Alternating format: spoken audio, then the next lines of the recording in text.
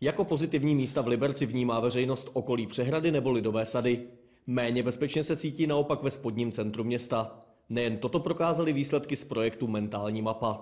Občanská iniciativa Je čas nemlčet připravila ve spolupráci se sdružením LOS projekt Mentální mapa, prostřednictvím kterého mohli lidé vyjádřit svůj vztah a pocity k jednotlivým lokalitám v Liberci. Smyslem tohoto nápadu bylo nabídnout lidem během toho jednoho odpoledne, aby se zamysleli, jaký vztah mají k jednotlivým částem města.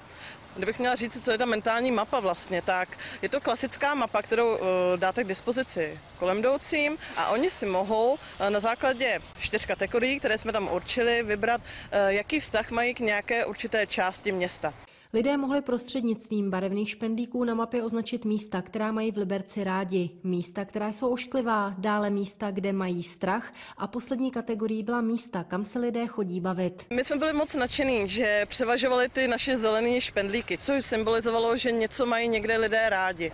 A úplně největší úspěch sklidily oblasti jako Lidové sady, Přehrada, Liberecká výšina, ale také jednotlivé části, jako je Ostašov, Ruprechtice, Račice. Dle výsledků mentální mapy se lidem také líbí v horním centru města poblíž radnice.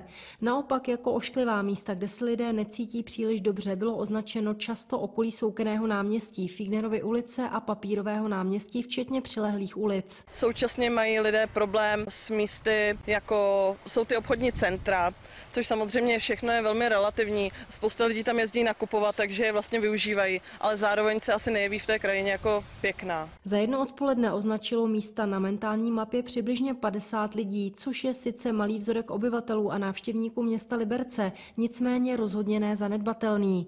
Mentální mapa by proto mohla být prvním impulzem pro širší a dlouhodobější průzkum, který by mohl ukázat, jak se lidé v Liberci opravdu cítí.